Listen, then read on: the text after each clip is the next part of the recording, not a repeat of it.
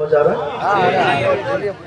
چونکہ ہماری آپ کی بولی میں تھوڑا سا فرق ہے، یعنی ڈیفرنٹ ہے، پھر بھی میں کوشش کروں گا کہ آپ کو میرا ایک ایک جملہ سمجھ میں آنا چاہیے۔ میں آپ سے ایک سوال چھوٹا سا کرنا چاہتا ہوں، اس جلسے کو کرانے کا مقصد کیا ہے؟ جی؟ جلسہ مدرسے کے لیے تو بچے تو مدرسے میں پڑھتے ہیں۔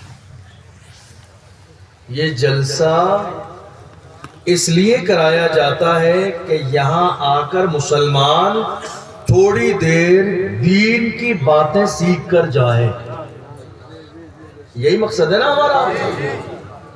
اور دستار بندی کا جلسہ اس لیے کرایا جاتا ہے کہ آپ دین بھی سیکھ کر جائیے، اور 365 دن آپ نے مدرسہ قادریہ فیضان رسول کو جو حق حلال کی کمائی سے جو چندہ دیا ہے، اپنے ماتھے کی آنکھوں سے دیکھ کر جائیے۔ کمیٹی نے آپ کا پیسہ کھایا نہیں ہے، آپ کو انشاءاللہ آج 10-12 حافظ قرآن بھی دیے جائیں گے۔ اللہ سبحان تو اللہ۔ عام جلسے اس لیے کیے جاتے ہیں کہ دین سیکھ کر جائیں، اسلام کی بات سیکھ کر جائیں، اور دستار بندی کا جلسہ یہ ہوتا ہے کہ دین بھی سیکھ کر جائیے اور اپنے ماتھے کی آنکھوں سے دیکھ کر بھی جائیے کہ اس مدرسے کے اندر بچوں کو پڑھایا جاتا ہے، اور قرآن جب ان کے سینے میں نقش ہو جاتا ہے تو ان کے سر پر دستار باندھ کر انہیں رخصت کیا جاتا ہے، قوم کی خدمت کے لیے قوم کے حوالے کر دیا جاتا ہے۔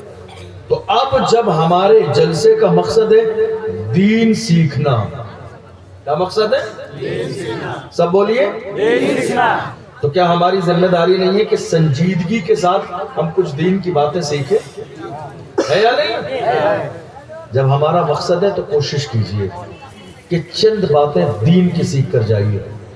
میں آپ کو حضور کی ایک حدیث سناؤں، میرے آقا کا فرمان ہے، حضور نے فرمایا تمہاری کوشش، تمہاری محنت اور تمہاری نصیحت سے کسی ایک بندے کو ہدایت کا راستہ مل گیا تو تمہاری طرف سے اللہ کی راہ میں سرخ اونٹ صدقہ کرنے سے بہتر ہے کہ تمہاری کوشش سے ایک بندے کو ہدایت مل جائے۔ ایک بندے کو ہدایت مل جائے، ایک بندہ گناہ چھوڑ دے، ایک بندہ شراب چھوڑ دے، ایک بندہ زنا چھوڑ دے، ایک بندہ نافرمانی چھوڑ دے، ایک بندہ 5 وقت کا نمازی ہو جائے، یہ دنیا سے اور جو کچھ دنیا میں ہے ان سب سے زیادہ بہتر ہے کہ ایک بندہ دین پر عمل کرنے لگے۔ آج ہم اور آپ کہاں کھڑے ہوئے ہیں؟ کہاں کھڑے ہیں ہم اور آپ؟ اسلام کا ہے ہماری زندگی میں؟ اسلام کدھر ہے ہماری زندگی میں؟ آپ غور کر لیجئے، آپ کو اندازہ ہو جائے گا کہ اسلام ہماری زندگی میں کہاں ہے۔ ہے کوئی دین کی بات جس پر آج آپ عمل کرتے ہیں؟ ہے کوئی قرآن کی بات جس پر آج آپ عمل کرتے ہیں؟ ہے کوئی میرے آقا کی بات جس پر آپ عمل کرتے ہیں؟ ہماری قوم کا حال تو یہ ہو گیا، سردی کے زمانے میں گاؤں کے کتنے علاقوں میں فجر کی نماز میں مسجد کا امام تنہا مصلی کے پاس بیٹھ کر انتظار میں ہوتا ہے کہ محلے کے 2 لوگ آ جائیں تو کم سے کم جماعت کے ساتھ نماز ہو جائے، مگر پوری قوم خواب غفلت میں سو رہی ہے، 2 لوگ بھی قوم کے مسجد میں آنے کے لیے تیار نہیں ہے۔ حال یہ ہے کہ مسجد کا امام تنہا 2 رکعت نماز پڑھ کے بستر پہ جا کے آرام کرتا ہے اور مدرسے کے بچوں کو پڑھاتا ہے۔ جس قوم کا حال یہ ہو جنہوں نے 20 لاکھ کی مسجد اپنے علاقے میں بنائی ہو اور کوئی ایک سجدے کے لیے راضی نہ ہو۔ ڈاکٹر اقبال نے یہی تو کہا تھا، مسجد تو بنا لی شب بھر میں ایما کے حرارت والوں نے، من اپنا پرانا پاپی تھا برسوں میں نمازی بننا سیکھا۔ وائز قوم کی وہ پختہ خیالی نہ رہی، برق طبعی نہ رہی، شعلہ مقالی نہ رہی، رہ گئی رسم ازاں روح بلالی نہ رہی، فلسفہ رہ گیا تلقین غزالی نہ رہی، مسجد مرثیہ خواہیں کہ نمازی نہ رہے، یعنی وہ صاحب اوصاف حجازی نہ رہے۔ ہم نے نمازیں کہاں پڑھی ہیں معلوم ہے آپ کو؟ جنگ کے میدانوں میں بھی ہمارے سجدے قضا نہیں ہوئے، تلواروں کے سائے میں ہم نے نمازیں ادا کی، دشمنوں کے نرغے میں ہم نے سجدے کیے ہیں، بدر کے میدان میں ہم نے سجدہ کیا، حنین کے میدان میں ہم نے سجدہ کیا، کربلا کی سرزمین پر ہم نے سجدہ کیا۔ دشمن کے لشکر سامنے ہے، جنگ کے نقارے بجائے جا رہے ہیں، تلواریں ہاتھوں میں ہیں، لیکن پوری تاریخ اٹھا کر دیکھ لیجئے، کلمہ پڑھنے والے حضور کے غلاموں کا کہیں بھی ایک سجدہ قضا نہیں ہے۔ ہم مومن مسلمان، ہم حضور کے غلام ہیں، ہمارا حال کیا ہے آپ دیکھ لیجئے۔ ہم دین پر کتنا عمل کر رہے ہیں آپ کے نگاہوں کے سامنے ہے۔ حالت یہ ہو گئی، شراب اس وقت سب سے زیادہ ہمارے یہاں پی جاتی ہے، ہمارے لوگ سب سے زیادہ شراب پیتے ہیں اس وقت۔ زنا کرنے والوں کی کنڈیشن یہ ہے، ہمارے یہاں 18 20 سال کے جوان زنا کے اس گناہ میں ملوث ہو چکے ہیں۔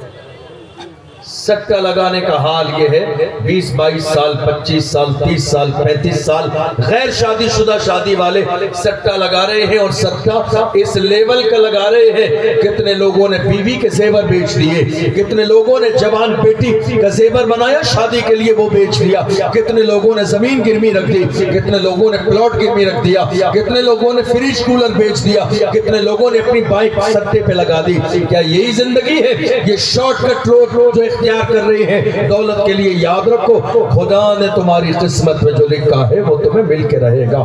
شارٹ کٹ راستے سے غریبی دور نہیں ہوتی ہے، شارٹ کٹ راستے سے سٹہ لگانے سے زندگی کے مسائل حل کبھی نہیں ہوتے ہیں۔ خدا نے تمہاری قسمت میں لکھا ہے، 7 تالے میں بھی بند ہو جاؤ گے، اللہ پھر بھی تم تک پہنچا دے گا، اور اگر تمہاری قسمت میں نہیں لکھا ہے تم کتنی کوشش کر لو تمہارے ہاتھوں میں بھی آ جائے گا تو کسی دوسرے راستے سے واپس چلا جائے۔ کوئی گناہ ایسا ہے جو آج ہمارے یہاں نہیں؟ شراب ہمارے یہاں، زنا ہمارے یہاں، بدکاری ہمارے یہاں، بے پردگی ہمارے یہاں، حرام و حلال کا تمیز نہ ہونا ہمارے یہاں۔ ایک بالشت زمین کے لیے سگا بھائی اپنے بھائی کی جان کا دشمن۔ کتنی زمین؟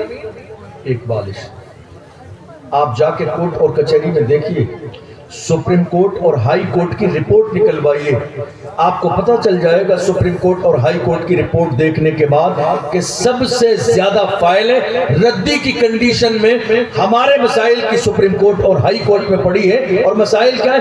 ایک بالش زمین کے پیچھے سگا بھائی دوسرے بھائی کی جان کا دشمن۔ اس زمین کی قیمت فور ایگزامپل 5 لاکھ، رشوت دے دی 10 سال میں 20 لاکھ۔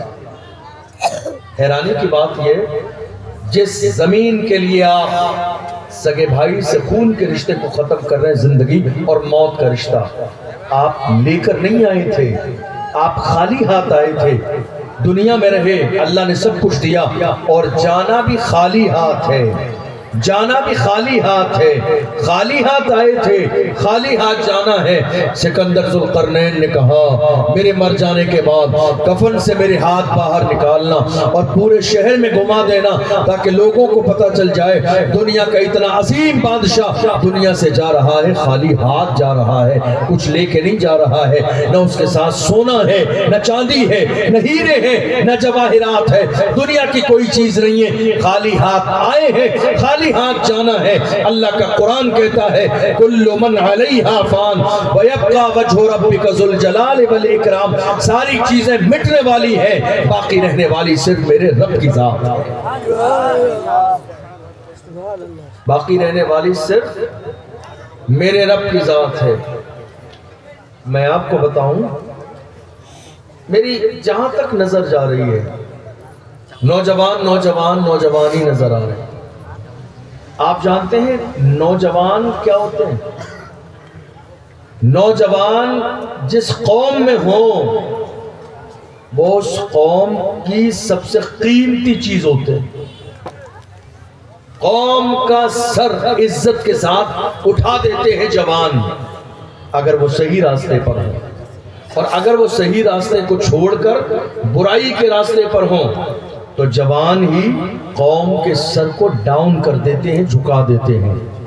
کیا ہمارے پاس جوان نہیں ہے؟ کیا ہمارے پاس جوانوں کی کمی ہے؟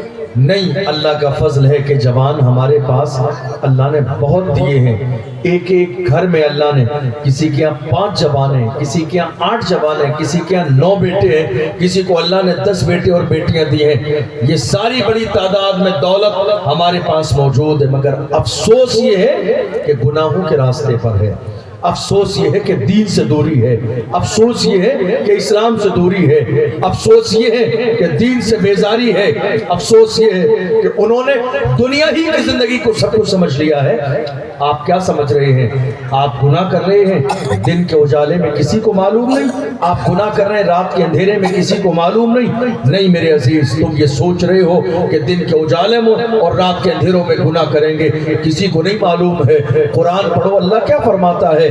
واللہ یعلم ما تسرون وما تعلنون، تم جو ظاہر کرتے ہو میرا رب وہ بھی جانتا ہے، تم جو چھپاتے ہو میرا رب وہ بھی جانتا ہے، تم جو کچھ کرتے ہو ساری چیزوں کا علم میرے پروردگار کے پاس ہے۔ اس لیے گناہ کرنے سے پہلے ڈرتے رہو کہ کہیں پکڑ نہ لیا جائے، گناہ کرنے سے پہلے ڈرتے رہو کہ کہیں اللہ کی طرف سے عذاب نازل نہ ہو جائے، گناہ کرنے سے پہلے ڈرتے رہو کہ کہیں آزمائش کا شکار نہ ہو جاؤ۔ گناہ کرتے رہو گے تمہاری زندگی میں پریشانیاں آئیں گی، تم گناہ کرتے کرتے دنیا سے چلے جاؤ گے، اور حال یہ ہوگا نہ خدا ہی ملا، نہ وصال صنم، نہ ادھر کے رہے نہ ادھر کے رہے۔ گناہ کر کے دنیا سے جاؤ گے، کوئی تمہارا نام لینے والا نہیں رہے گا، لیکن دنیا میں تم اپنا رشتہ اللہ اور اس کے رسول سے جوڑ کر جاؤ گے، تو مرنے کے بعد بھی تمہارا نام بھی زندہ رہے گا، تمہارا کام بھی زندہ رہے گا، تمہارا مشن بھی زندہ رہے گا، تمہاری فکر بھی زندہ رہے گی۔ دیکھ لو امام احمد رضا کی ذات کو، دنیا میں رشتہ مدینے والے مصطفیٰ سے جوڑا تھا، 100 سال سے زیادہ کا زمانہ گزر گیا، مگر اللہ کی عزت کی قسم امام احمد رضا کا نام بھی زندہ ہے، ان کا کام بھی زندہ ہے، ان کی فکر بھی زندہ ہے، ان کا مشن بھی زندہ ہے، ان کے کارنامے بھی زندہ ہے، اور پوری دنیا پکار کے کہتی ہے وادی رضا کی کوہ ہمالا رضا کا ہے، جس